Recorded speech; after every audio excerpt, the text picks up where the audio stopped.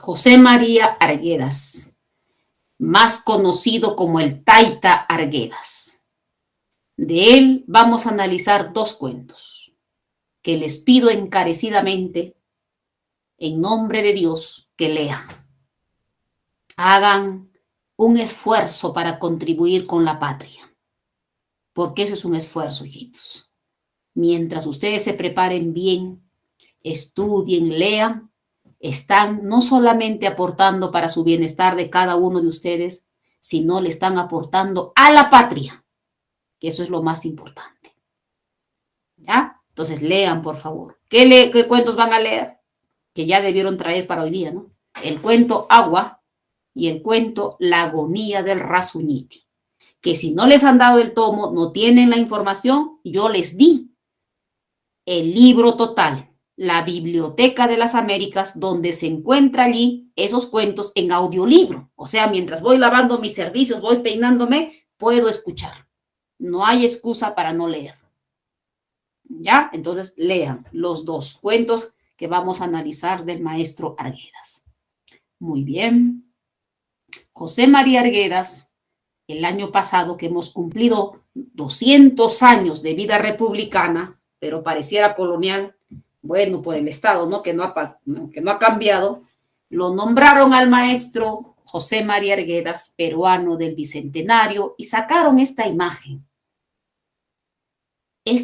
maravillosa que habla, dice que una imagen vale más que 1000 palabras. José María Arguedas no solamente nos ha dejado cuentitos, novelitas, libritos o algunos libros de antropología, no jovencitos.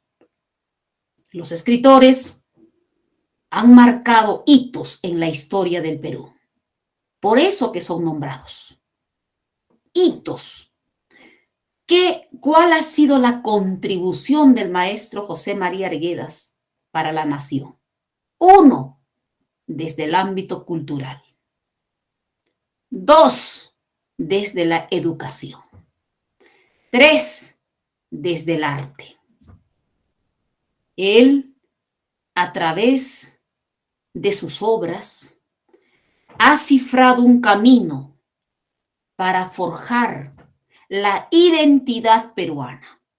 Una identidad que hasta el día de hoy está alicaída. ¿Por qué? Porque todavía hay clasismos, porque todavía hay racismo, todavía hay complejos, todavía hay prejuicios. Entonces, para desechar esos complejos y prejuicios, para que en nuestra nación, en nuestro Perú, de todas las sangres, como lo llamaba el maestro José María Arguedas, no haya clasismos ni racismos, sino una identidad peruana. Esperemos lograr a través del conocimiento de su arte, jovencitos, podamos forjar esa identidad mestiza moderna. Porque en este país de todas las sangres cohabitan todas las culturas que ustedes están observando allí. Los aymaras, los quechuas, los shipibos, los conibos, los criollos, los blancos, los negros, los rojos, los azules, los cobrizos, los trigueños, todos están allí. Con sus costumbres, con sus tradiciones, son parte de este Perú pluricultural, multilingüe. Ese país de todas las sangres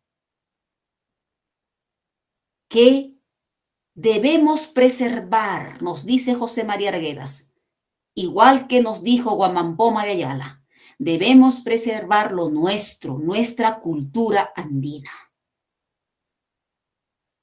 Y asimilar lo que vino de afuera, todo lo mejor que viene de afuera, asimilarlo, apropiárnoslos. Nunca olvidar de quiénes fuimos, cuáles fueron nuestros orígenes, cuál es nuestra cultura. La preservación de él. Eso va a permitir que nosotros en este país de todas las sangres cohabitemos de manera pacífica y en una relación fraterna, basada en los valores humanos y los valores culturales. Los valores humanos que nos dicen que todos somos seres humanos, con distintas costumbres, sí, con distintas culturas, sí, con distintos idiomas, sí, con distinto color de piel, sí, pero al fin y al cabo, seres humanos. Y por eso mismo, todos los seres humanos tienen el mismo valor. Tan solo por ser seres humanos tenemos un valor. Y eso tenemos que respetar, sea de cualquier color, o sea de cualquier cultura, o sea de cualquier condición, de cualquier costumbre, tradiciones. Esas diferencias culturales son las que nos tienen que hermanar, porque nos identifican. Nos identifica. Por eso que esa identidad mestiza moderna, llamada peruano, tiene que ser mezcla de lo preservado de nuestras culturas y de la asimilación de lo que vino de afuera. Lo mejor que vino de afuera fue el castellano, pero no es lo único que ha venido ya hasta el día de hoy. Han venido muchas cosas que hemos ido asimilando, pero nunca olvidemos nuestra cultura. Hay que preservar. Eso debe ser el forjar la identidad que va a encaminar al Perú al desarrollo y va a permitir a esas todas las sangres convivir de manera pacífica y fraternal. Conozcamos al maestro José María Arguedas. Para conocer a Arguedas y a la literatura indigenista, hay que conocer sus características. Primero lo vamos a conocer desde la visión de Arguedas. ¿Qué es lo que nos ha querido visibilizar él a través de la revaloración en la literatura de la cultura indigenista?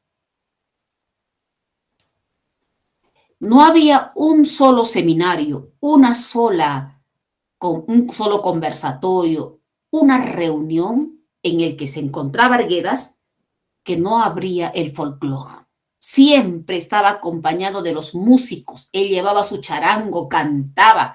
Había compuesto varias huifalitas, guainitos que cantaba el maestro. Asimismo, se hacía acompañar por el maestro Máximo Damián, músico, quien lo acompañará hasta el final de sus días. Entonces, jovencitos, los voy a invitar a escuchar el Carnaval de Tambobamba en un primer momento con la interpretación del maestro José María Arguedas y en un segundo momento el mismo Carnaval de Tambobamba compuesto por José María Arguedas, interpretado por estas tres hermosas cantantes peruanas, Magali, Saiwa y Damaris. Luego de haber apreciado esta melodía, yo voy a hacer algunas preguntitas. ¿Ya? Muy bien.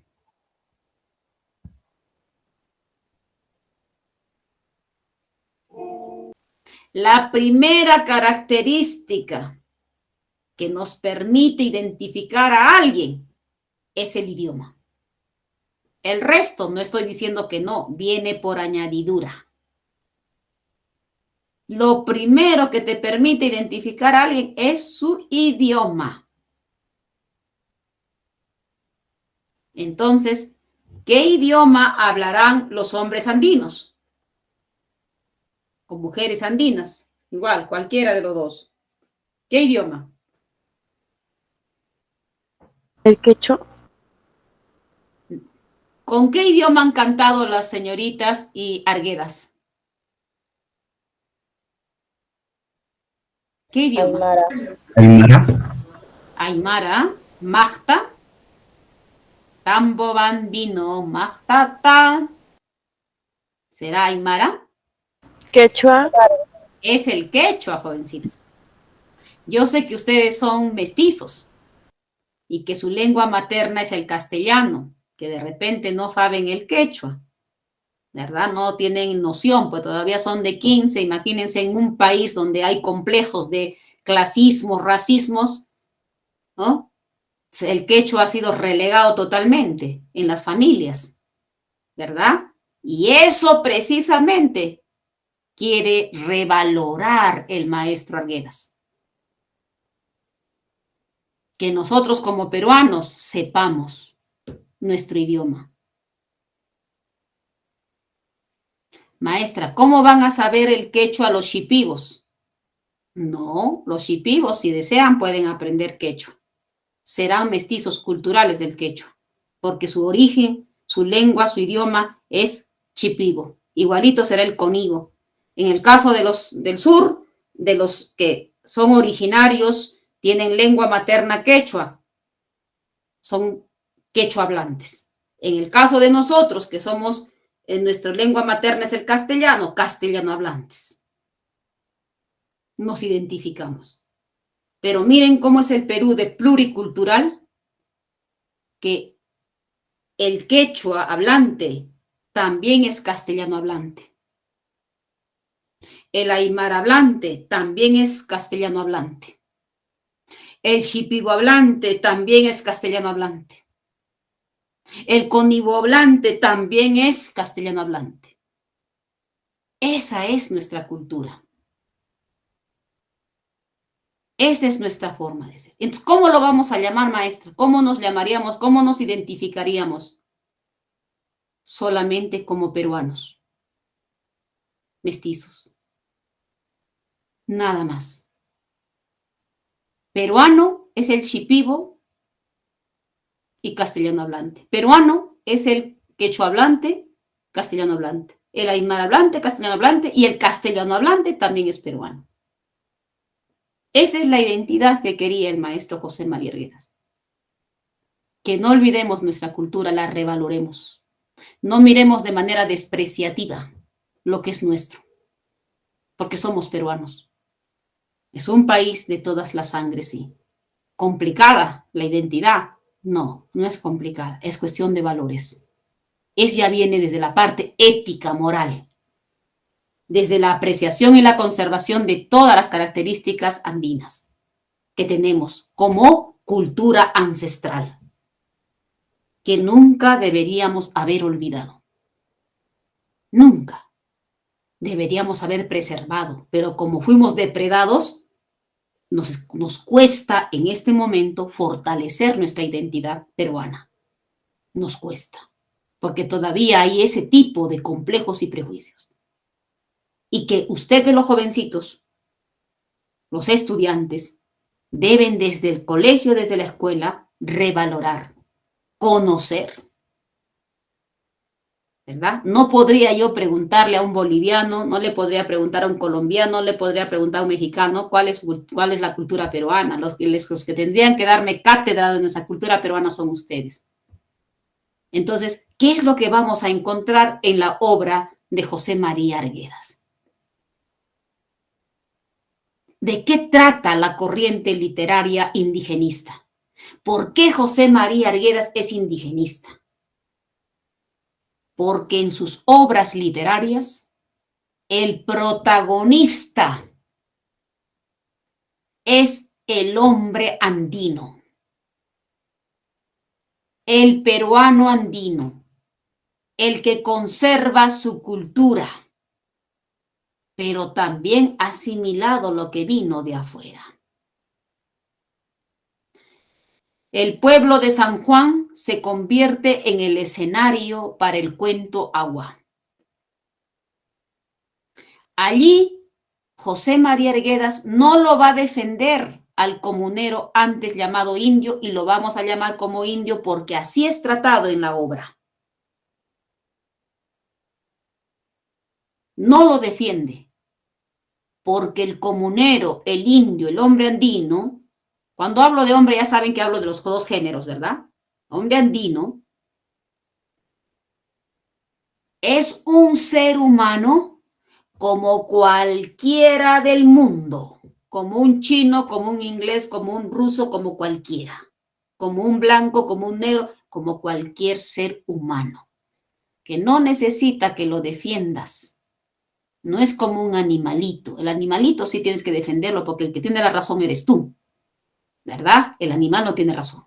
Pero el indígena, el indio, como lo llamaban, y ahora comunero dentro del cuento agua, se tiene que defender solo, porque es un ser humano como cualquiera. ¿Quiere luchar por sus derechos? Que luche. Si tiene que recuperar su dignidad, tiene que recuperar. Se convierte en el protagonista de su historia.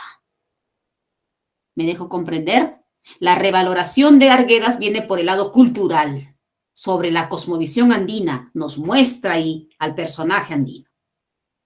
Su historia se entreteje entre esa relación que existe entre los blancos, que en este caso es los gamonales, y los comuneros, que en este caso son los indios. ¿Ya? Ahí va a haber una relación. Y esa realidad que viene en esa relación es lo que nos va a contar José María Arguedas. Antes había una literatura llamada la literatura indianista. ¿Quién había escrito el ensayo Nuestros Indios? ¿Me pueden decir mientras enchufo mi computadora? ¿Alguien me puede decir quién escribió el ensayo Nuestros Indios? Que sí, más bien fue proteccionista, que defendió a los indios porque en ese momento todavía estaban sometidos, pues le tenían miedo a los patrones, ¿no? Le tenían miedo a los gamonales, pensaban que estaban en la colonia, estaban sometidos ahí. Pero él salió para arremeter contra su clase, ¿no? ¿Quién era? Mientras voy pasando mi diapositiva. ¿Quién era, hijitos? Manuel González Prada. Manuel González Prada. Prada. Manuel González Prada, recuerden, con no solamente Manuel, sino también Clorinda Mato de Turner y Mercedes Cabello de Carbonera, etcétera, ¿verdad? Ellos fueron los que desde la literatura de González Prada ya hubo una protección hacia el indio, porque en ese momento todavía estaban sometidos, como les dije. Pero ya en la obra de José María Arguedas, no. Ahí nos va a colocar escenario diferente. Allí ya no lo van a defender, como en Ave sin nido, por ejemplo, de Clorinda, ya no. En el que el protagonista es el patrón y como los indios son los que les sirven, ellos son buenos patrones, eso sí, son gente decente, los protegen frente al abuso de, por ejemplo, del cura y de algunas otras familias de los hacendados. Ya, eso es en Ave sin nido. Sin embargo, en la obra de José María Arguedas, no. Ellos se van a defender solos. Y recuerden, ¿quién es el protagonista? El que se enfrenta a don Braulio en agua. ¿Quién es? No han leído. Espero que para el día sábado lo hagan. Ya, lean, por favor, 20 minutos, no es más. Muy bien. Allí el personaje va a aprender a defenderse. Pero todavía hay parte de la comunidad de San Juan que no, que todavía le tiene miedo a don Braulio, el Misti, y corren, escapan todavía. Pero hay otras comunidades que ya lograron convivir de manera pacífica con los gamonales. ¿Ya? Eso es lo que nos propone el maestro Arguedas y eso es lo que vamos a conocer de él en sus dos libros.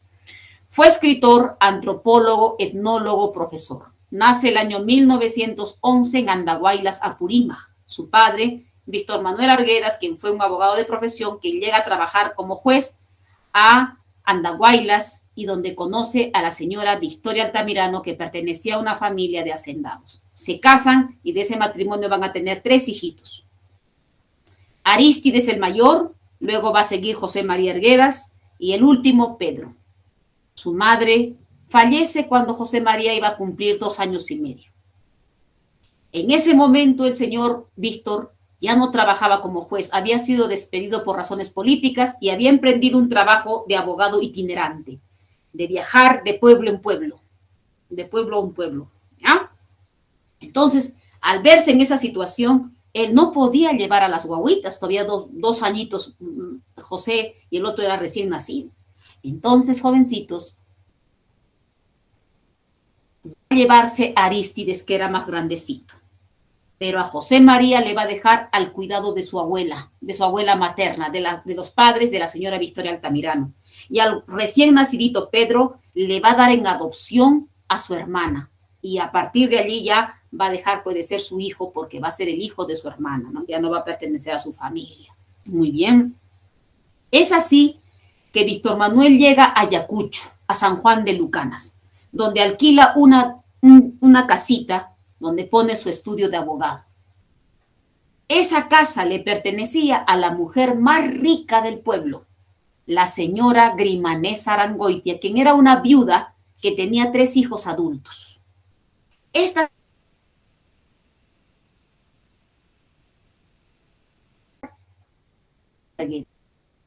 casa. Por ello, Víctor Manuel decide traerse a José María a vivir con él. Para ese tiempo, José María tenía 4 años y medio, ya iba a cumplir ya 5 años el niño. Supongo que Víctor Manuel lo trajo porque como los hijos de esta señora eran ya adultos y se supone que la señora se había enamorado de Víctor, lo iba a criar como su hijo a la guagua.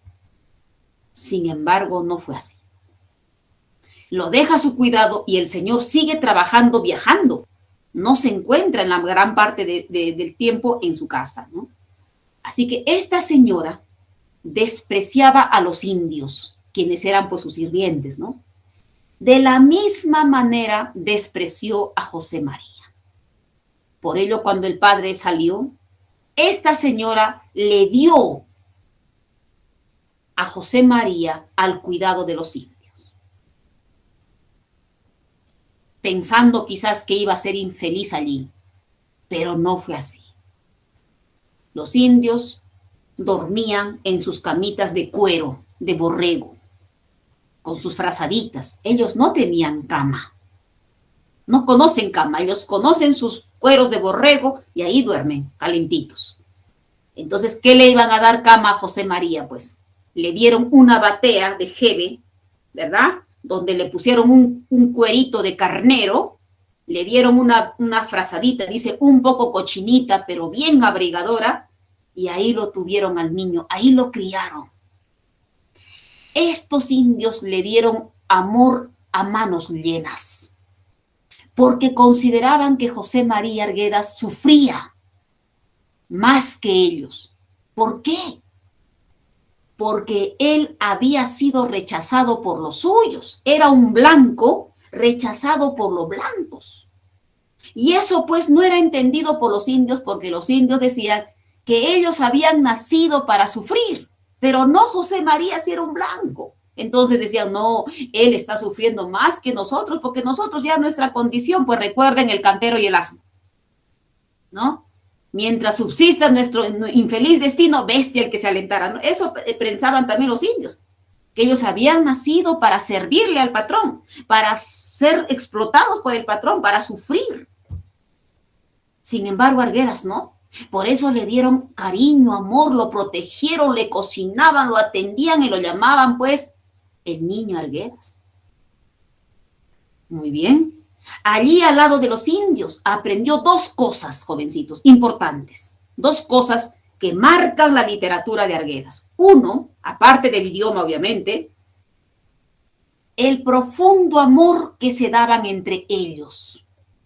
Y segundo, el amor que le tenían a la naturaleza, a los animales, al agua, a la Pachamama, a las montañas. Eso aprendió al lado de los indios. O sea, ¿qué nos quiere decir Arguedas?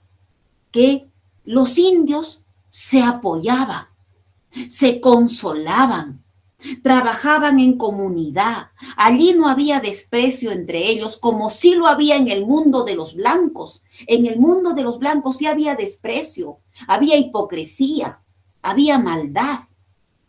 Pero en el ámbito de los indios, no se despreciaban entre ellos. Si alguien sufría, se consolaban. Si alguien necesitaba apoyo, se apoyaban.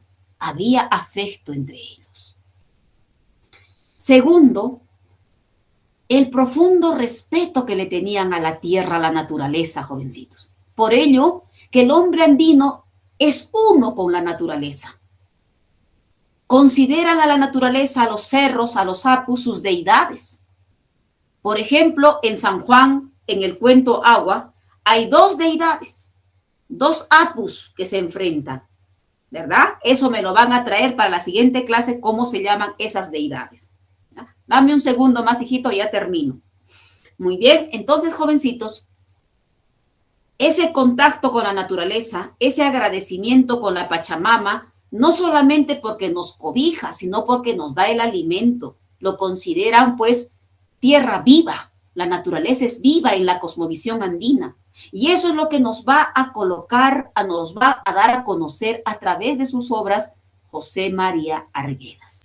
Muy bien, ya habíamos concluido hablando de la vida del maestro en relación a las características de su obra en relación con su vida, que eso es lo más importante. Los dos aspectos fundamentales que él había aprendido al lado de los indios era ese profundo amor que se tenían entre ellos y que a partir de ese amor nos habla de esa vida en comunidad, de la integración, del afecto, del apego entre ellos y no la discriminación, ni mucho menos el desprecio.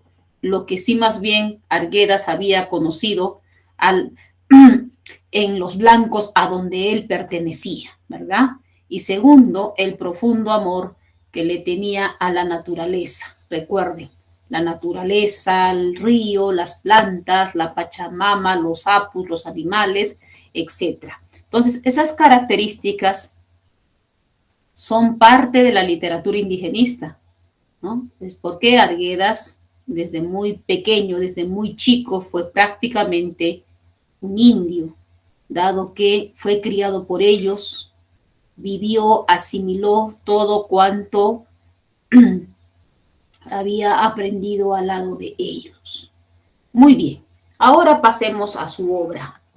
Vargas Llosa le había escrito un ensayo titulado La utopía arcaica al análisis o crítica de sus obras, ¿no? El estudio de sus obras de José María Arguedas.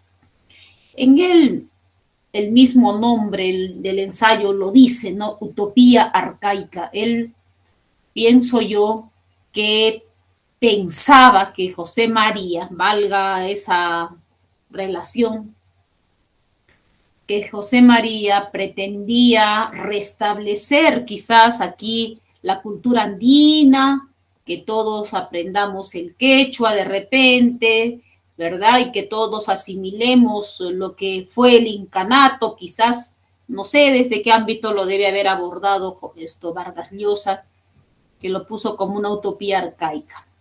Recuerden, jovencitos, que José María, así como Guamán Poma de Ayala, no pretendían restablecer el tiempo porque este tiempo es irreversible. Esta ya es nuestra historia y hay que mejorarla. En el caso del maestro José María Arguedas, pretende a través de sus obras que fortalezcamos nuestra identidad peruana. Él denomina al Perú un país de todas las sangres. Ese país pluricultural, multilingüe, tiene que aprender a vivir en fraternidad, que nos permita convivir a esas multiplicidad de culturas y lenguas que cohabitan este país, vivamos en paz, basándonos en los valores humanos y los valores culturales, que nos permita desechar esos complejos y prejuicios que es el clasismo y el racismo que todavía persiste en el Perú. El día en que nuestra identidad peruana se fortalezca, ya habremos entendido que es un país de todas las sangres y que aquí ya no hay los que dominan y los dominados, aquí ya no hay el blanco y el indio, etc.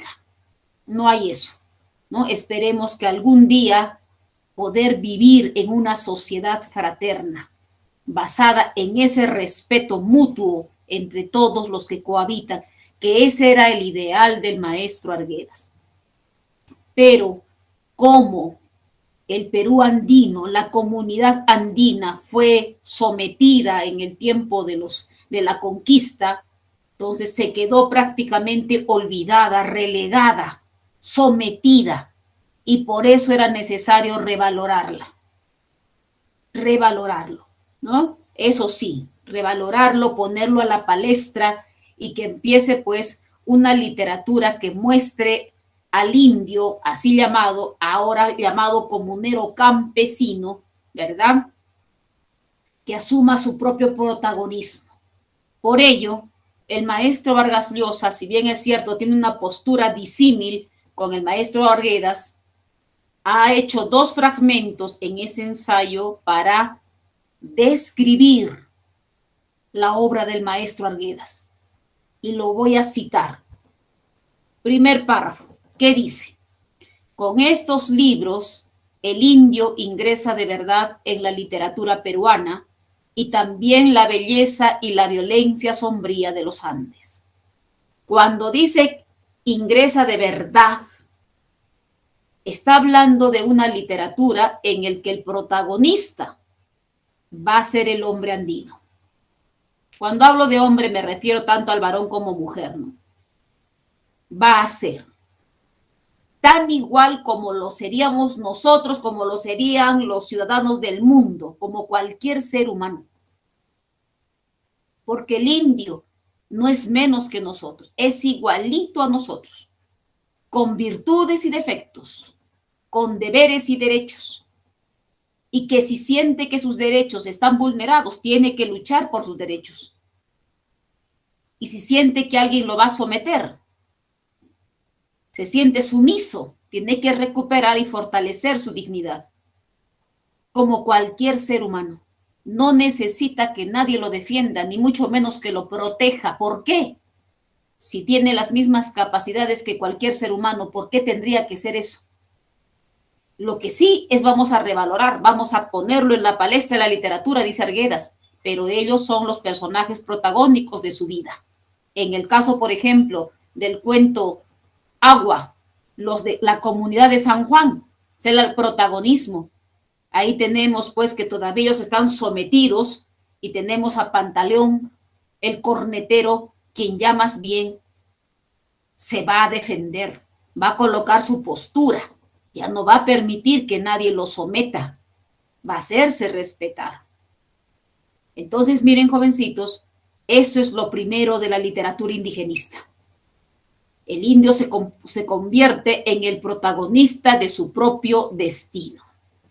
Cuando habla de la violencia y belleza sombría de los Andes, es porque la naturaleza es uno con la comunidad andina. Es uno con la comunidad andina porque la naturaleza, los apus, por ejemplo, la Pachamama, el río Biseca, el agua, los animales, son parte de la valoración de la comunidad andina. A ver, Belinda creo que está levantando la mano. A ver, Belinda, te escuchamos. Belinda, creo que está. Me levanto la mano. Disculpe. Ah, ya. Por casualidad, ya, perfecto. Pensé que ibas a hacer alguna pregunta. Bien, hija. Sigamos entonces. Entonces se refiere a ello, ¿no? El escenario son las comunidades andinas. En este caso de Agua, la comunidad de San Juan. Ahí está también la comunidad de los Tinquis. Está la comunidad de Utecpampa, ¿verdad? Entonces el escenario ahí está entre el hombre andino en mímesis con la naturaleza. Muy bien. Y es precisamente, pues, que allí, pues, resaltan 2 apus tutelares, 2 montañas de San Juan. ¿Cómo se llaman esos apus tutelares? A ver, mientras tomo mi agüita. ¿Cómo se llaman esos apus tutelares de San Juan? Las montañas tutelares, ¿cómo se llaman? A ver, jovencitos, ¿cómo se llaman? No vaya a ser que venga en el examen. Tienen que hacer un esfuerzo, ¿no? Un esfuerzo. Yo sé muy bien que ustedes están estudiando, hijos, en sus colegios, les dejan tareas, todo, pero conversen con sus profesores, conversen con sus maestros que puedan tocar temas que se desarrolla aquí para que no haya esa interferencia, ¿no? Y que puedan tener ustedes la oportunidad de poderle dar un mayor refuerzo, ¿no? Una lectura sobre todo a las obras que estamos analizando, jovencitos. Ya tienen que ponerle ese punche. 20 minutos es la lectura de Agua y de Agonía de Rasuniti. No es más tiempo. ¿Ya? Entonces, es bueno que lo lean, es bueno que lo lean. Entonces, ahí habla precisamente de esa naturaleza que es el ámbito de la comunidad de San Juan, de lo rural, ¿no? También dice sus contradicciones cruciales, su poesía tierna y sus mitos. Claro, nos habla ya de la cosmovisión andina. Esa manera de la interacción con la naturaleza, porque para el hombre andino la naturaleza es una naturaleza viva y ellos lo consideran muchas veces a sus deidades. Los apus tutelares de San Juan son el Camrara y el Chituya, ¿verdad? Quienes son los cerros, a quienes les llaman apus, porque son las divinidades que cuidan, protegen a la comunidad de San Juan. Entonces, ahora yo no podría explicar el por qué, simplemente decir de que esa es la manera de ver de los hombres andinos. Las explicaciones no pueden entrar porque la razón no puede darle una respuesta. Está allí, es la forma como miran la realidad y es la manera como conciben la vida. ¿Ya? Muy bien, eso es uno. Dos, dice Vargas Llosa que a diferencia de sus predecesores, o sea, a diferencia de López Albújar, de Ciro y demás, Arguedas no habla de los indios porque alguien le contó, no habla de ellos porque alguien le informó, no tiene una información precaria. Arguedas ha convivido con ellos, ha asimilado desde guaguito todo cuanto corresponde a la cultura andina. Los ha conocido desde adentro, pues culturalmente hablando, dice Vargas Llosa, ha sido un indio. Claro, por ello tiene la autoridad, por ello tiene pues la máxima representación de la literatura indigenista, el maestro, porque ha sido prácticamente uno de ellos. ¿Ah? Muy bien. Su primer libro, Agua y otros cuentos, donde se encuentra Guarmacuyay, donde se encuentra Agua, nuestro cuento, y Los Escoleros. Yaguar Fiesta, que es un libro donde nos habla de los ritos ancestrales, de los ritos andinos, esta fiesta de sangre en que hieren al toro, lo amarran al cóndor y el cóndor empieza prácticamente a destrozar al toro, ¿verdad? Entonces es como un rito de ofrenda al guamaní, el espíritu de la montaña, recuerden, en Rasuniti. Muy bien, ritos que solamente desde mi apreciación debería ser parte de los libros, parte de la historia, porque el ser humano tiene que evolucionar en su humanidad, en su humanidad. Por tanto, este tipo de ritos ya no se pueden dar, ¿no? ¿Ya por qué? Porque sabemos y nuestra razón y nuestro sentido común dice pues que el cóndor caza por naturaleza o come por naturaleza, no necesita que hagamos a sufrir al otro animalito, al toro. Por más que el ciclo de la vida sea esa, no merece ese torito ser sacrificado, ¿verdad? Entonces, creo que debe quedar en Yaguar Fiesta. Muy bien. Los ríos profundos es el libro más representativo de Arguedas. Es el que leen los extranjeros para conocer el Perú. El personaje protagónico es el niño Ernesto. Y recuerden que el niño Ernesto también está en Agua, también está en Los Escoleros, también está en Guarmacuyay. Por tanto, es un personaje paralelo, se le llama. Un personaje paralelo. En este caso, el niño Ernesto podría ser el alter ego del maestro Arguedas. ¿Esto qué quiere decir? Que simbólicamente el niño Ernesto lo representaría al maestro en la ficción. Simbólicamente estoy hablando. No estoy diciendo que el niño Ernesto en la ficción es Arguedas. Estoy diciendo que simbólicamente, si hay una pregunta en el examen de la representación simbólica del alter ego de José María Arguedas no es sino el niño Ernesto, la respuesta, ¿ya? Pero desde ese ámbito nada más, ¿ya? Muy bien. El zorro de arriba y el zorro de abajo, como les había dicho, después es un libro póstumo que escribe después de que recibe el tratamiento psiquiátrico y es publicado póstumamente. Todas las sangres, su libro cumbre, el sexto, que es el libro relacionado a la ciudad, es el único libro que no es indigenista el tema, dado que este libro lo escribe de la experiencia carcelaria que tuvo José María, ¿no? Quien fue a parar a la cárcel del Sexto después de haber hecho esa revuelta o la huelga, ¿no? En esos tiempos había una convulsión en el Perú donde había huelgas por la corrupción, por las injusticias, y como alumno de San Marcos participó. No pertenecía a ninguna ideología política, pero él lo dice, en uno de sus congresos dice, si algún día yo hubiese escogido una ideología política, hubiese sido la de izquierda. Y como siempre, los maestros siempre van a estar al lado de la izquierda, difícilmente al lado de la derecha, difícilmente. Es así que el maestro va a llegar preso, lo van a llevar preso como alumno protestante a la cárcel del Sexto. Y de esa experiencia va a escribir ese libro. Muy bien. Pasemos inmediatamente al carácter, al contexto histórico.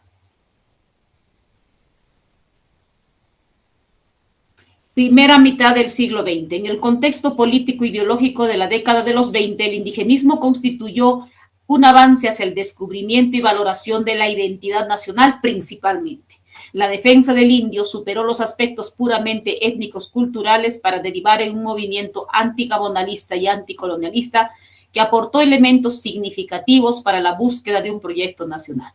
Esta corriente será el antecedente de fuerzas políticas que se harán presentes en la escena nacional de la convulsionada coyuntura de los años 30. Las contradicciones gestadas en este periodo emergen entonces a la lucha política, lo que genera la primera crisis de la dominación oligárquica. Me explico. El gobierno del Perú estaba en manos de la oligarquía, siempre lo ha estado, hasta hace poco que ha entrado el presidente Castillo. Siempre ha estado en manos de la oligarquía, de la gente que tiene el poder económico y obviamente se ha hecho también del poder político. Por tanto, no había pues un favor para el pueblo, principalmente el Perú profundo. Este sector del sur, dado que en el norte los latifundistas grandes gamonales son los que eran dueños de las tierras. En este lado había también ello, pero había mayor pobreza porque la gran mayoría eran pues andinos dedicados a las tierras. Muy bien, hubo la reivindicación, recuerden, incentivado por el maestro Manuel González Prada, quienes les dijo a los campesinos que lucharan por sus derechos, que estaban en un Perú republicano. Entonces empezaron los sindicatos de obreros, etcétera, para reclamar y buscar pues la reivindicación de sus derechos. Sin embargo, allí fue pues la primera crisis, ¿no? Porque la oligarquía ya se asustó un poco, ¿no? Entonces, para someter, para continuar con el sometimiento y obviamente para que esta gente lo siga sirviendo, tenían que mantenerlos en crisis, sometidos a sus necesidades.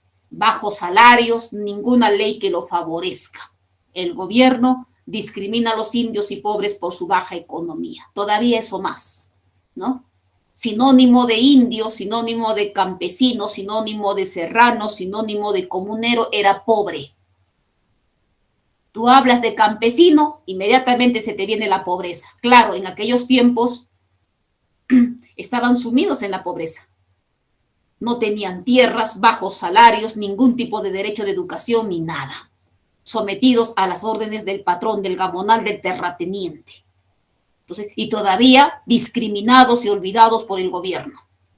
Porque el gobierno creaba políticas que solo favorecían a la clase alta y no a las personas, a los comuneros, ni mucho menos a los provincianos. Estaban olvidados. Por eso, José María Arguedas creó una política en contra de la oficial, la cual era imparcial y rescataba los derechos de los indios y los provincianos. En la situación sociocultural, Arguedas demostró un gran interés por la educación peruana, una sociedad de todas las sangres, las costumbres, el folclore y el problema lingüístico igualitario en la educación entre las clases sociales altas y el hombre quechua hablante. No había una igualdad de oportunidades, igualdad de condiciones. En la ciudad, los castellano hablantes, o sea, nosotros, teníamos profesores que hablaban como nosotros, castellano. Entonces la educación se daba de manera regular. Aprovechábamos las oportunidades educativas.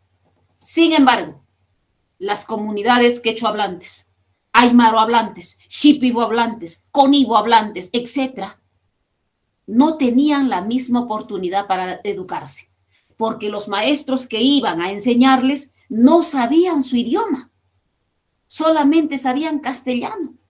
Entonces, ¿cuál era el mecanismo para enseñarles a un quechua hablante si el profesor solo sabía castellano y el quechua hablante solo quechua? ¿Cómo serían en esos años la educación para estas comunidades, jovencitos? Desigual. El profesor daba lo que podía y el estudiante aprendía lo que podía, porque había interferencia lingüística. Había interferencia de comunicación, no había una comunicación fluida. Entonces la educación no era la misma que la que se daba en la ciudad. Y eso tenía que cambiar. ¿Y quién propició ese cambio? José María Arguedas. Decía que los maestros debían ser bilingües. Si iban a la comunidad quechua, tenían que saber quechua y castellano. Si iban a enseñar a la comunidad aymara, tenían que saber el aymara y el castellano. A la comunidad shipiba, tenían que saber shipibo y castellano, y así sucesivamente. Entonces, desde allí ya se trabajó por la igualdad de oportunidades, la igualdad de condiciones en la educación. Porque si no, esa desigualdad siempre haría que el citadino, el castellano hablante, ¿verdad?, tenga mejores oportunidades.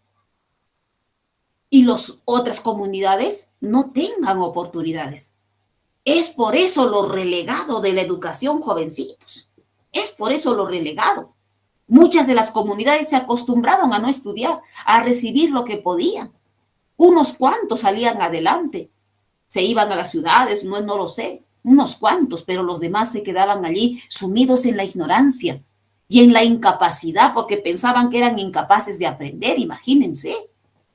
Entonces el maestro aportó a ello. Por eso que ahora el Ministerio de Educación ya tiene pues una plana docente bilingüe que va a enseñar a las distintas comunidades conociendo el idioma de esas comunidades. Ese es el aporte que ha tenido el maestro Arguedas para el Perú.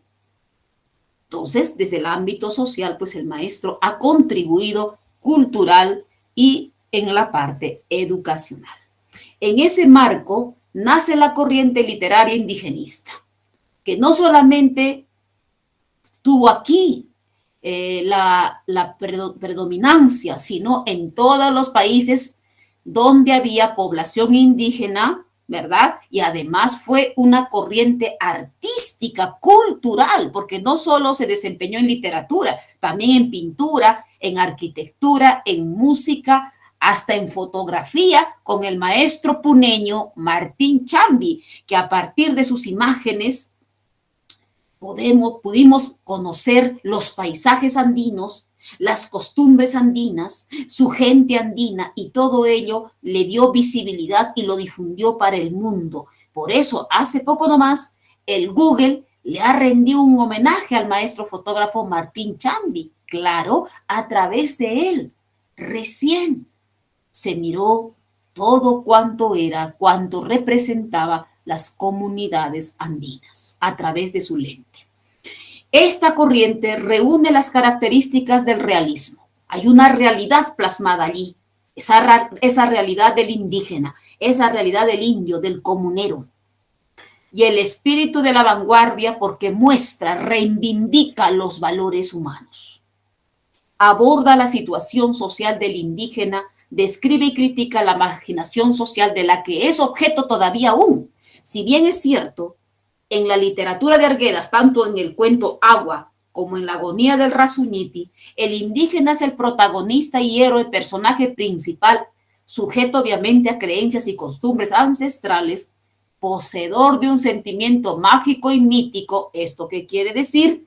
Que nos va a mostrar la cosmovisión andina a través del comportamiento de estos personajes y a través, pues, de cómo viven en esa vida comunitaria y cómo miran la vida, cómo miran el mundo, ¿verdad? Por tanto, se convierte en el protagonista, pero no aborda al indígena, al indio, al comunero y todos los nombres que le podemos colocar desde un ámbito idealista, no. Nos muestra su realidad y esa realidad todavía, en esa realidad todavía hay conflicto. ¿Y con quién? Entre el indio y el gamonal, entre el indio y el blanco. Todavía hay conflicto. En Agua va a haber el enfrentamiento por el agua para el regadío entre los comuneros de San Juan y el gamonal Don Braulio, ¿verdad? Y todos los mistis, porque se han adueñado prácticamente del agua para el regadío y están matando de hambre a los comuneros de San Juan. Entonces va a haber ese enfrentamiento. Todavía existe ese conflicto en el momento en que el maestro escribe, ¿verdad? Muy bien, por eso pues todavía hay marginación, todavía hay opresión, todavía hay discriminación. Muy bien. La literatura indigenista inicia con el maestro Enrique López Albújar, con su libro Cuentos Andinos. Él nos habla de la literatura indigenista de centro. Con Ciro Alegría nos habla de la literatura indigenista del norte. Por ejemplo, El mundo es ancho y ajeno y Los perros hambrientos. Con el maestro José María, literatura indigenista del sur, y él es el máximo representante del indigenismo. Pasemos al análisis de Agua. Es un cuento que está en el volumen de cuentos Agua, ¿verdad? Muy bien. ¿Qué es lo que resalta en Agua? Y en las características indigenistas, el estilo indigenista del maestro. El lenguaje, el idioma. Los personajes hablan como hablan en su comunidad, ¿no? Características realistas de los personajes en la obra de Arguedas. Estos personajes son bilingües porque su lengua materna es el quechua, pero también saben castellano, que es el castellano la lengua asimilada. Por ello, estos personajes bilingües tienen una forma peculiar de hablar. Esa forma peculiar de hablar se llaman interferencias lingüísticas, dado que no hablan como hablamos los castellano hablantes, que tenemos nuestra lengua materna castellano, o no hablan como los quechua hablantes que solo saben hablar quechua. No, estos personajes bilingües tienen interferencias lingüísticas de orden léxica, o sea, hay palabras, y también de orden gramatical, o sea, en expresiones, en oraciones, en frases, hay un entrelazamiento entre el castellano y el quechua, o sea, mezclan los dos, tanto el quechua como el castellano. Muy bien. Por eso dice, viendo arrastrar al pantacha, me enrabié hasta el alma. Por ejemplo, en esta expresión pantacha, en esta palabra, viendo arrastrar al pantacha. Pantacha deriva del nombre Pantaleón, que es el nombre del cornetero, recuerden, los que han leído, pues, ¿no? Pantaleón el cornetero, quiere decir que su nombre es Pantaleón castellano, pero esta palabra es quechuizada. Esta palabra castellana es quechuizada. Pantacha, ¿ya? Pantacha, mezcla del castellano y el quechua, es quechuizada. Por tanto, esa es la interferencia lingüística de orden léxica. ¿Y por qué, maestra? ¿Por qué dice pantacha y no pantaleón? Porque lo dice de cariño. Es la manera como lo integran a Pantaleón, como le muestran el afecto, como le hacen sentir que es parte de la comunidad de San Juan. ¿Ya? Pantacha. Muy bien. Huicuñero alco, le grité a don Braulio.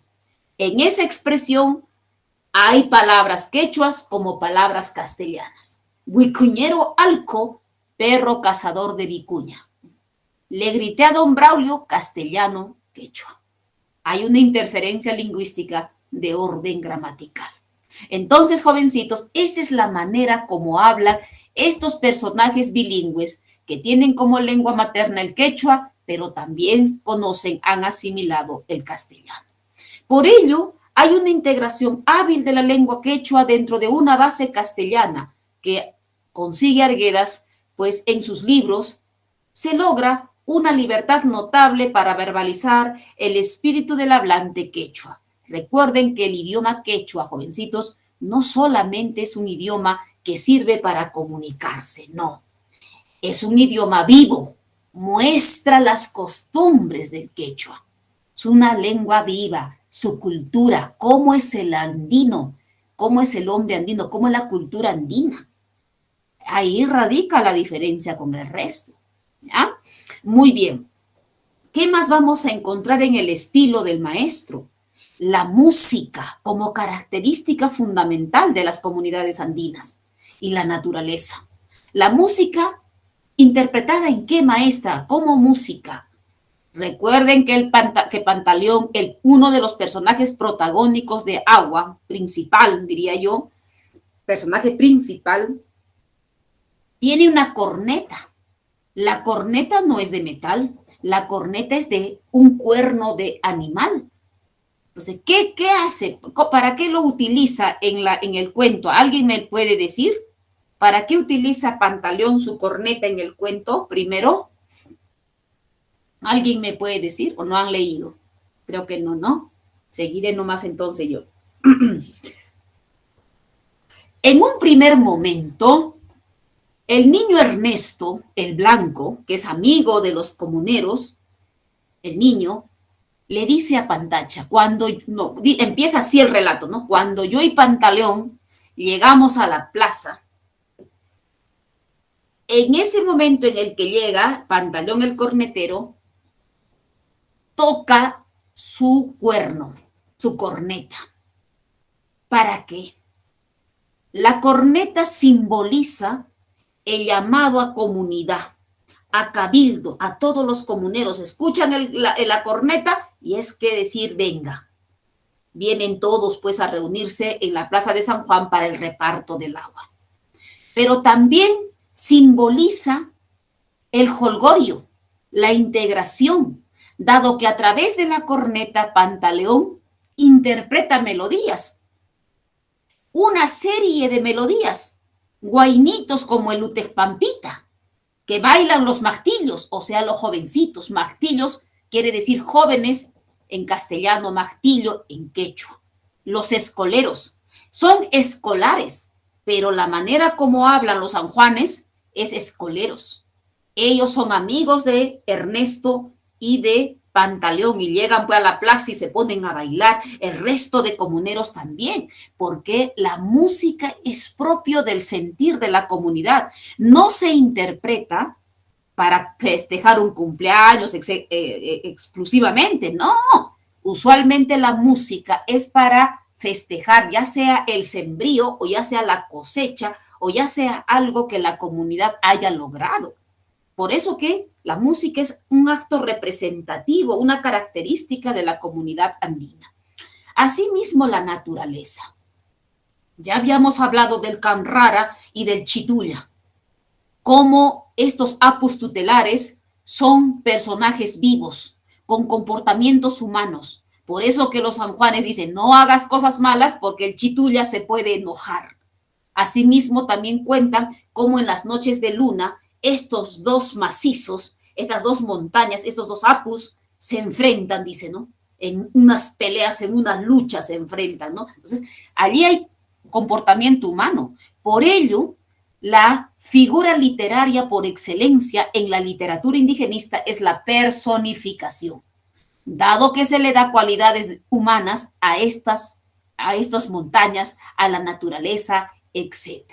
Hijitos, muy bien. En los referentes temáticos, la obra es eminentemente social, porque nos va a hablar de una comunidad, la comunidad de San Juan, que está inmersa en un conflicto por el agua para el regadío entre los blancos y los indios, entre los patrones del Gamonal, los principales, el Misti de Don Braulio, y los comuneros que representa Pantaleón, el niño Ernesto, lo representa Hualpa Guarayoc, el líder de los Tinquis, y también el Pascual, quien va a ser el personaje que va a repartir el agua. Por tanto, es social. Nos va a presentar ese conflicto, pero también la forma de vida indígena, sus costumbres y su carácter. Muy bien. Pasemos inmediatamente al fondo contenido. ¿De qué trata el cuento? Del enfrentamiento entre el gamonal, don Braulio, y los comuneros de San Juan, representado por Pantaleón, el cornetero, que es un comunero de San Juan, por el reparto del agua para el regadío. Muy bien. ¿Quién narra la historia? Lo narra un personaje de la historia, el niño Ernesto. ¿Esto qué quiere decir? Que es un personaje que está dentro de la historia, es partícipe de la historia, por tanto, es un narrador homodiegético, está dentro de la historia. Como lo narra en un primer momento desde primera persona, protagonista, porque él dice, cuando yo y Pantacha llegamos a la plaza, entonces todavía habla de un protagonismo, de un protagonista narrador, un narrador protagonista. Pero después va a ser un narrador testigo, porque va a narrar lo que pasa entre el enfrentamiento de don Braulio con Pantaleón, también en primera persona, ¿ya? Pero como testigo de los hechos. Muy bien. Personajes. Hay un protagonismo colectivo. En los cuentos de Arguedas no vamos a encontrar protagonismo individual. O sea, Arguedas no nos va a hablar de un personaje, no nos va a hablar de Pantaleoncha, no nos va a hablar de don Braulio, no, nos va a hablar de una comunidad. Por eso que hay protagonismo colectivo. Nos habla de la comunidad andina de San Juan. Niño Ernesto Blanco, alter ego de José María, pertenece a ese protagonismo colectivo porque el niño sabe los abusos que cometen los de su clase contra los comuneros de San Juan y está más al lado de los indios. Pantaleón, ya les he dicho que es un joven que ha salido comunero de San Juan a trabajar a la costa y ha aprendido allí a defenderse. Cosa que cuando llega a San Juan les dice a todos los comuneros que tienen que defender el reparto que va a hacer don Pascual, porque él le va a dar a los comuneros que necesitan su agua porque ya están a punto de perder sus embrios y que sus animales mueran y quedarse en la completa miseria. Entonces los sanjuanes le van a decir que sí, que van a apoyarlo, porque le dice que el agua es de San Juan. Pascual, el que va a repartir, también les dice eso a los sanjuaneros y ellos dicen que van a defender. Pero vamos a ver adelante que no va a ser así, ¿verdad? Pero así fue, los incentiva, ¿ya? Muy bien. Hualpa Guarayoc es el líder de los Tinquis, de una comunidad cercana a San Juan que también participa del agua. Él es el alcalde de esa comunidad y también está al lado del protagonismo colectivo porque también sabe que estos gamonales son unos abusivos, pues, ¿no? Y que está de acuerdo que se tiene que repartir a los comuneros que más lo necesitan. Muy bien, por eso que está en el lado del bien, así lo vamos a poner, ¿ya? Y el antagonista empieza con don Braulio, que le llaman el principal, también le llaman el misti, etc. Él es el que prácticamente se ha hecho dueño del agua de San Juan y de las tierras. Es un abusivo, un prepotente, porque prácticamente él es dueño de casi todo el pueblo, ¿verdad? Muy bien. Taita Wilcas es un comunero, pero servil de don Braulio, que si don Braulio le dice ponte de cabeza, él se va a poner. Así que él va a servir a don Braulio y va a ir en contra de su propia comunidad. Inocencio el sacristán, claro que el que le da las propinas para este curita, entonces está pues al lado de don Braulio. Y don Antonio el alcalde, ya ni hablar, ¿no? Él está sometido a don Braulio. Los mistis son otros comuneros, son otros gamonales blancos, quienes tienen pequeñas tierras y que también están pues al lado de don Braulio, ¿no? Muy bien. Hay 3 espacios en este cuento: San Juan, Tinquis y Utej. Esto tiene un porqué. Estos 3 espacios tienen un porqué. Lleva el objetivo ideal del maestro Arguedas. ¿Qué es lo que quiere conseguir con su obra? Argumento. El cuento empieza con el inicio, con la llegada de Ernesto, el niño Ernesto, con Pantaleoncha a la plaza, y llegan también los comuneros para el reparto de agua. Nudo, ya está don Braulio y Pascual empieza a repartir. Cuando escucha que está repartiendo a los comuneros que más lo necesita y no a los que él ha escogido, don Braulio se levanta, golpea la mesa y le dice que pare. Entonces, en ese momento, Pantaleón le va a decir: el agua, don Braulio, es de San Juan y vamos a hacer respetar lo que reparte Pascual.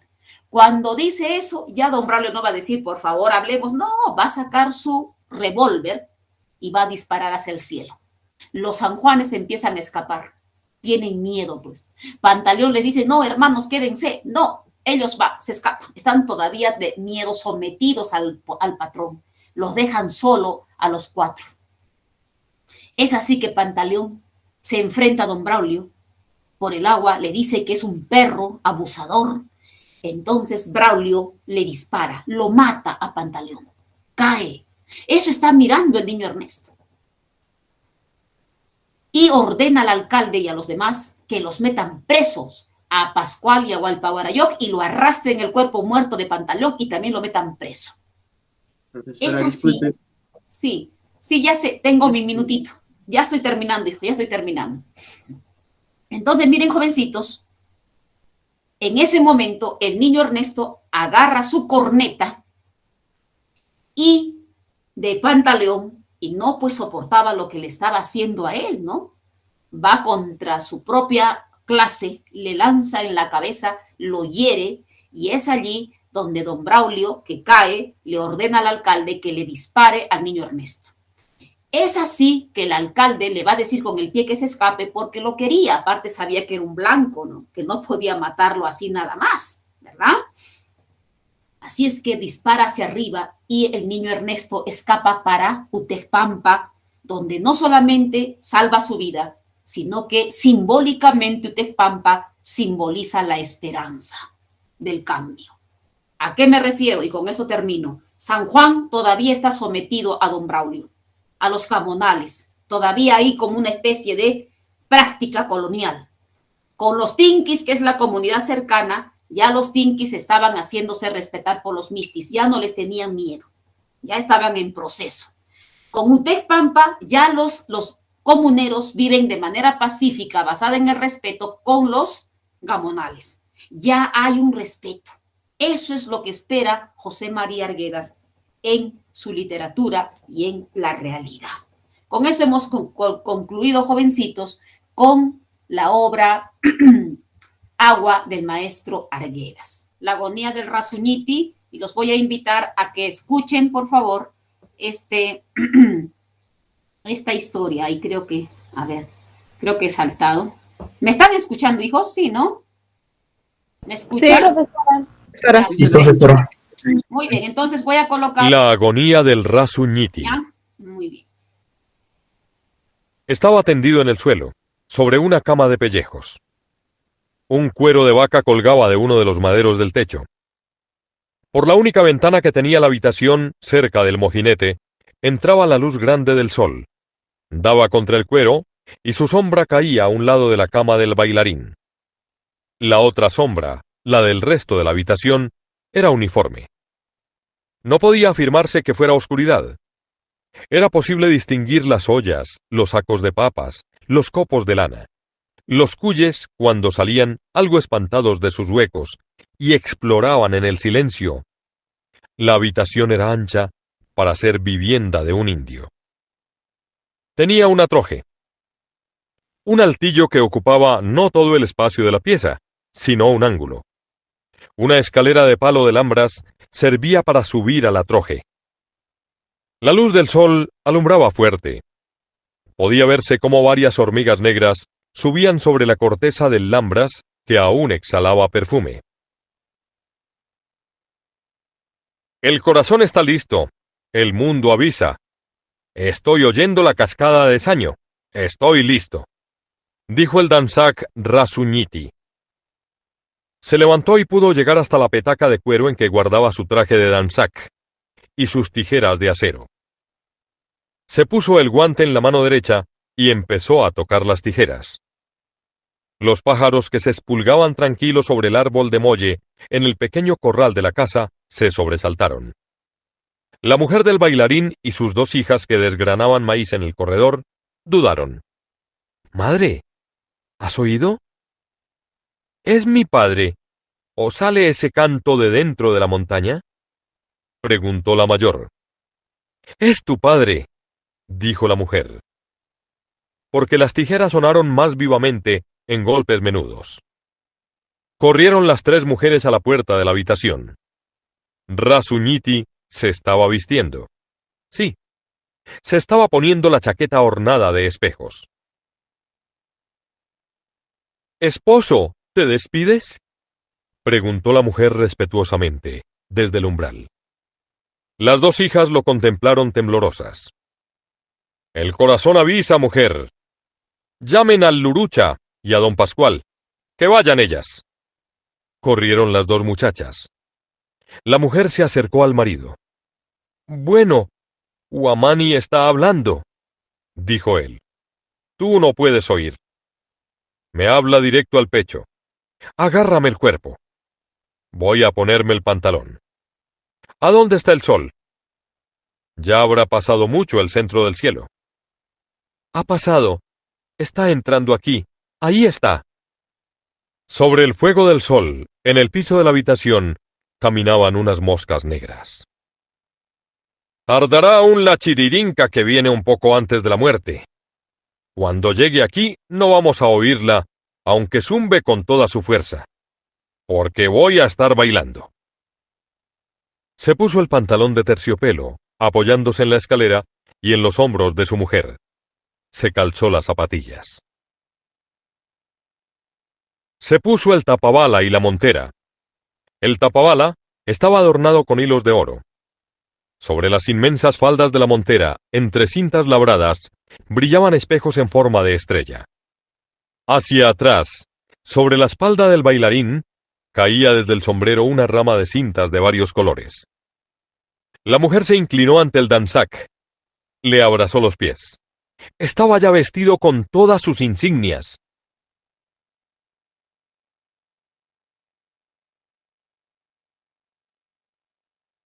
Muy bien, jovencitos. Hasta ahí hemos escuchado la introducción, el inicio del cuento La agonía del Rasuñiti. En el inicio, Pedro Huancaire se dispone a iniciar el rito de despedida, la danza. Ya sabe que ha llegado el momento. Por eso le dice a su mujer que el corazón avisa, ¿verdad? Tanto su esposa como sus 2 hijas saben que es el momento de despedida y saben que ese momento es un paso, nada más. Por ello que van a expectar esa danza que va a realizar el Rasuñiti. Es importante para dar inicio la indumentaria, el traje. Por eso que saca, pues, ¿no?, de su bolso, saca todo cuanto necesitaba para empezar la danza. Principalmente las tijeras, que hace sonar. Y que en algún momento dice que el acero habla, ¿verdad? Y recuerden con esto, jovencitos, de que la figura literaria de personificación es una de las figuras más importantes de la literatura indigenista, dado que no solamente las montañas tienen características humanas, cualidades humanas, sino también, por ejemplo, las tijeras, ¿no?, que no simplemente sirven para hacerlas socar o cortar, sino en el caso de la indumentaria, como parte de la indumentaria del Rasuñiti, estas tijeras tienen un lenguaje propio, transmiten un comunicado, un mensaje. ¿Ah? Muy bien, el anuncio, pues, de la despedida, ¿verdad? Este proceso que va a disolver la vida y la muerte, lo va a realizar a través de 5 pasos el Rasuñiti. El primer paso de la vida a la muerte es el haiku, la entrada. El sisinina, que es el fuego de hormiga, el segundo paso.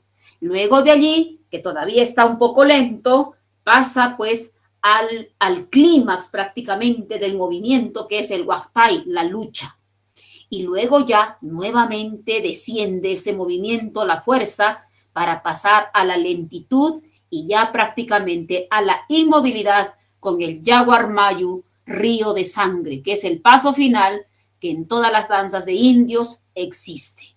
Cuando ya está a punto de quedar inmóvil Pedro Huancaire, se suscita el quinto paso, que es el Illa Pavibón, al borde del rayo. Cuando se suscita este quinto paso, prácticamente en la cosmovisión andina, el tiempo se detiene. No hay más tiempo allí, porque es la reconversión, ¿no?, de El Guamani, el espíritu de la montaña, que estaba revoloteando encima de Pedro Huancaire mientras se despedía, mientras hacía el rito de despedida, pasa en ese momento de tiempo detenido hacia la cabeza del nuevo danzante Atoxaico. ¿Listo? Pero allí no queda. El que también pasa junto con el espíritu de la montaña es Pedro Huancaire. Él pasa a vivir en el nuevo danzante. Eso es el rito de la reconversión, en el que Rasuniti vuelve a la vida en el cuerpo de danza joven Atoxaico, quien, una vez recibido al Guamani el espíritu y obviamente a Pedro Huancaire, empieza a interpretar el primer paso Lucero Canchi, alumbrar de la estrella, y el Huaypahuacay, canto de gallo, con que empezaban las competencias de los danzac a la medianoche. En ese momento de inmovilidad, la esposa de Pedro Huancaire ya no mira al espíritu de la montaña encima de su esposo, ya sabe que ha muerto. No lloran, porque saben que es un paso, vuelvo a repetir, un paso de la muerte nuevamente a la vida. ¿Quién es ahora la que mira al Guamani, ¿no?, y al espíritu de la montaña encima de la cabeza de Atoxaico? Lo hace la hija menor de Pedro Huancaire. Y se alegra. Ajajay, ya dice. ¿Por qué? Porque allí lo ve a su padre vivo. Sabe que no ha muerto. Ahí está su papá. Pero además, como se alegra y es la única que mira, no lo mira la hermana mayor, ni mucho menos lo mira la esposa, porque ya terminó su ciclo. Lo mira el nuevo ciclo, la hija. ¿Ya? Primero, la alegría de que su padre vive. Y segundo, ella va a ser la esposa de Atoxaico. Y con ello, la continuidad de la cultura andina. Simbólicamente representa ello. Ella ha sido designada a ser la esposa de Atoxaico, del nuevo danzante. Esa es la manera como se ve ese rito religioso de la vida y la muerte en la cosmovisión andina. ¿En dónde se suscita esta danza, este rito? Se suscita en la casa de Pedro Huancaire, como dice allí, en su habitación. La habitación de Pedro Huancaire era grande, no era lo común en los indios, dice en lo que ustedes han escuchado el fragmento, no era lo común. ¿Con eso qué quiere decir? Que Pedro Huancaire era un personaje representativo en el caserío que era de la comunidad andina. Era importante. Por eso que tiene una habitación grande, que no lo tienen los demás. Como si lo comparara como la habitación o la casa grande de los blancos, ¿verdad? En el caso de Pedro Huancaire, era pues uno de los personajes importantes dentro de ese caserío de lo andino. Y en su habitación se va a realizar todo el rito. ¿Quiénes van a asistir a este rito? No solamente su familia. Por eso que allí les manda a sus hijas para que vayan a traer a los músicos, porque ellos son los que tienen que interpretar la agonía del Rasuniti para la danza. ¿Quiénes son? El Lurucha, que es el arpista, y don Pascual, que es el violinista, quienes son los que interpretan. Pero allí no quedan los únicos a ese escenario que parece más bien un teatro donde va a interpretar la danza, el Rasuniti, sino también invita a todas esas más de 20 familias que vivían en el caserío, que era la comunidad andina, quienes van a asistir a la despedida del Rasuniti. Muy bien.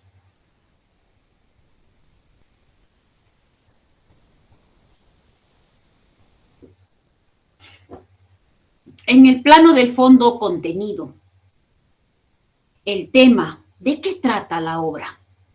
En el relato de Arguedas, el Danzac viaja al cuerpo de su discípulo para volver a la vida y hacer posible lo imposible en el marco de la alteridad del mundo de los blancos. Claro que en este momento algunos que me están escuchando, eso es imposible, dirán. Sí, para nosotros, los mestizos, los que tenemos una visión, una cosmovisión diferente a la cosmovisión andina, de hecho que no vamos a entender ni tampoco pretendamos explicar. Esto es parte de la cosmovisión. Para la cosmovisión andina hay un tiempo cíclico, todo vuelve a empezar. La muerte solamente es un paso hacia la vida. ¿Ya? Muy bien. También dice a una alteridad del mundo de los blancos. En ese momento en el que él está interpretando ya su danza, está danzando el Pedro Huancaire, siente los pasos del caballo. A lo lejos, por la carretera, está pasando el patrón y hace una comparación allí despectiva. Dice que el excremento del caballo es más importante que el patrón. Y con eso, ¿qué está queriendo decir? Que la naturaleza, la cosmovisión andina tiene sustancia, tiene importancia. Sin embargo, el patrón no. Podría ser cualquier tipo de desecho. Eso es lo que dice en el cuento. Entonces, allí hay una revaloración de la cultura andina, ¿no? De esa manera, de una comparación despectiva, despreciativa de lo blanco en comparación de lo andino. Muy bien. El narrador es omnisciente. En tercera persona empieza a narrar lo que pasa, pero pareciera también durante el desarrollo del relato que este narrador es partícipe del escenario, o sea, participa como veedor, como espectador de la danza, ¿no? De este rito, como si conociera al dedillo. No es un indio, no es andino el narrador, no, pero sí los conoce y los narra de manera tal que pareciera uno de ellos. ¿Ah? Muy bien. El protagonismo en la obra de Arguedas nunca es individual, siempre es colectivo. En este caso, la comunidad andina, pero sí tiene personajes principales. Recuerden que en Agua era Pantaleón, el niño Ernesto, ¿verdad? En la agonía del Rasuniti es Pedro Huancaire, el Danzac Rasuniti, y el Atoxaico, que son los dos personajes protagónicos de este relato. ¿Ya? Muy bien, luego la mujer, las dos hijas, el Guamani, el espíritu de la montaña, que es el cóndor, esa divinidad, esa deidad que prácticamente es el espíritu andino, es la cosmovisión andina. El gran padre Untu es un danzante antes del Rasuniti, quien es el que se traspasa al Rasuniti, a Pedro Huancaire, ¿no? El Lurucha, el arpista, don Pascual, el violinista, la gente del caserío y el patrón. El espacio, el caserío, la casa del Danzac, el tiempo narrativo es lineal. Hemos visto el inicio con la preparación de Pedro Huancaire para iniciar su danza. El nudo, el momento de la reconversión en el que Pedro Huancaire muere y el Guamani pasa a Toxaico. Desenlace, el Atoxaico ya es el nuevo danzante y la hija será su consorte, su esposa, y con él la preservación de la cultura andina.